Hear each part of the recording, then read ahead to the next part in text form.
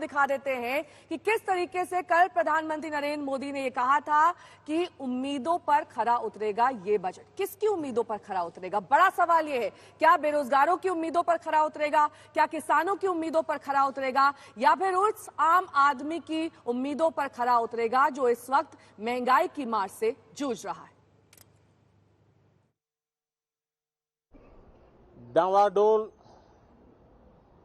विश्व की आर्थिक परिस्थिति में भारत का बजट भारत के सामान्य मानवी की आशा आकांक्षाओं को तो पूरा करने का प्रयास करेगा ही, लेकिन विश्व जो आशा की किरण देख रहा है उसे वो और अधिक प्रकाशमान नजर आए। मुझे पूरा भरोसा है निर्मला जी इन अपेक्षाओं को पूर्ण करने के लिए भरपूर प्रयास करें। प्रारंभ में ही अर्थ जगत के जिनकी आवाज को मान्यता होती है, वैसी आवाज चारों तरफ से सकारात्मक संदेश लेकर के आ रही है। आशा की किरण लेके आ रही है, उमंग का आगाज लेकर के आ रही है।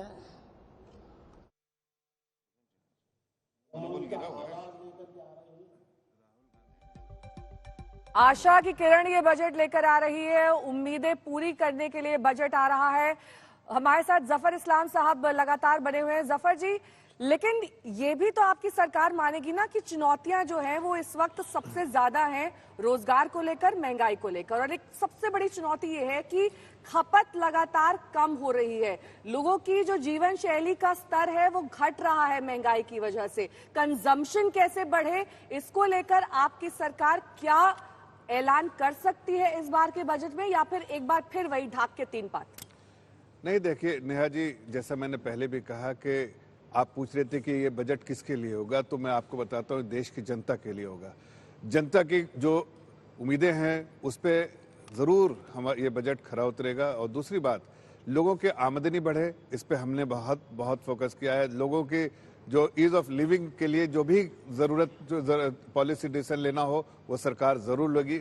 इसलिए कि हमारी कोशिश ये होती है कि एक आम नागरिक को हर तरह की सुविधाएं हो, और उसके लिए हर तरह की कोशिश सरकार करती रहती है, चाहे पॉलिसी डिसीजन से या बजटरी एलोकेशन से, दोनों में।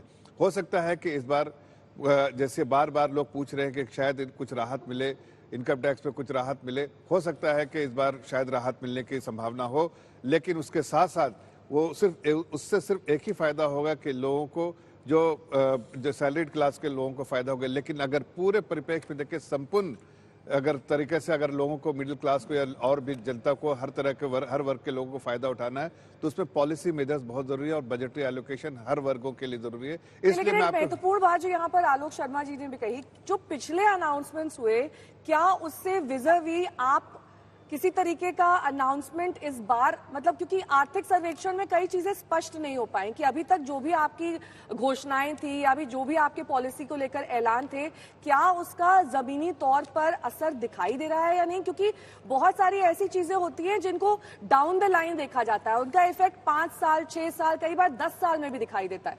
देखिए नेहा जी, इस बात को आपको तस्लीम करना चाहिए, और आप भी जानती हैं कि दुनिया की 20% आबादी अपने देश में रहती है। चुनौतियां होती हैं, इसलिए कि आप छोटा सा कोई छोटी कंट्री नहीं है, छोटी आबादी से को आप डील नहीं कर रहे हैं। 20% आबादी दुनिया के अगर आप डील कर रहे हैं और उसके लिए आप अगर कोई बजट बना रहे हैं, तो जाहिर है आपकी चुनौतियां और रिसोर्सेज आपके पास लिमिटेड है।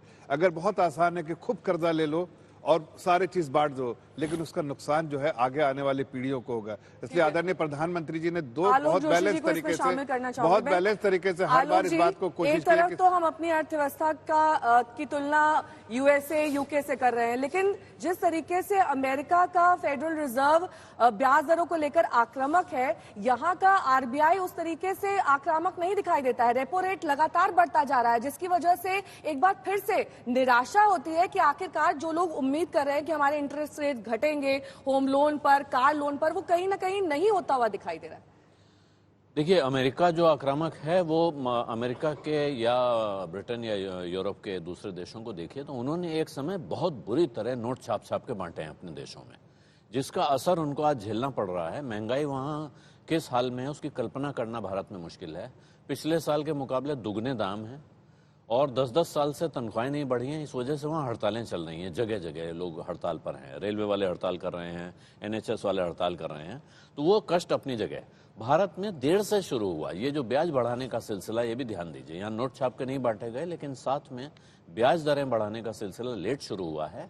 और ऐसे आसार दिख रहे हैं कि इस बार जो पॉलिसी आएगी शायद उसमें एक बार और रेट बढ़े, लेकिन उसके बाद वो रेट कूल डाउन होने शुरू हो सकते हैं। तो इसलिए अमेरिका के साथ तुलना इस वक्त इसलिए भी नहीं करनी चाहिए जो भारतीय जनता पार्टी के लोग कर रहे हैं, क्योंकि अमेरिका, ब्रिटेन, चीन ये सब परेशानी में फंसे हुए दिख रहे हैं। IMF की जो रिपोर्ट आई है वो ये कह रही है कि भारत और चीन ये मिलकर दुनिया की ग्रोथ का आधा हिस्सा संभालेंगे। लेकिन साथ में ध्यान दीजिए कि पिछले 3 सालों का सबसे कमजोर ग्रोथ होने जा रहा है। जो ग्रोथ है वो पिछले 3 सालों में सबसे खराब नंबर है। और जो आंकड़ा अगर आप जोड़ें तो कोरोना काल के पहले ग्रोथ कम होनी शुरू हो गई थी और अभी 3% के आसपास एवरेज निकल के आता है। के शेप रिकवरी की बात जो और हम पिछले साल तक कर रहे थे, के शेप रिकवरी आज की तारीख में भी है। जो मैंने अभी जिक्र किया कि ग्रोथ और इक्विटी की बात इकोनॉमिक सर्वे में कही गई है, और इकोनॉमिक सर्वे की सबसे बड़ी चिंताजनक बात यह है कि वहां कोई पॉलिसी प्रिस्क्रिप्शन नहीं दिखाई दे रहा है। वो सरकार को सुझाव देता हुआ नहीं दिख रहा है कि क्या क्या करना चाहिए। उन्होंने पहले तो पीछे 5 साल में ये हुआ, पीछे 1 साल में ये हुआ, ये बताया है। बहुत छोटी कुछ 1-2 पैराग्राफ का हिस्सा है जिसमें वो कहते हैं कि दुनिया में ये संकट आ सकते हैं जिनकी वजह से शायद ये मर्ज बताए हैं, हाँ, दवा भी बताई है, लेकिन दवा दी नहीं है। मैं ठीक हूँ या गलत? नहीं, दवा देने का काम तो वित्त मंत्री का है, तो दवा बताना उनका काम है। जहां दवा भी ठीक से बताई नहीं गई है कि क्या करना है, नहीं बताया है। ये जरूर बताया है कि अगर कमोडिटी प्राइसेस अंतर्राष्ट्रीय बाजारों में दोबारा ऊपर चलने लगे तो फिर मुश्किल खड़ी हो जाएगी। आलोक जी कुछ कहना चाह रहे हैं? देखिए, मुझे लगता है कि अंतर्राष्ट्रीय बाजार से तो कोई प्रभाव पड़ता ही नहीं।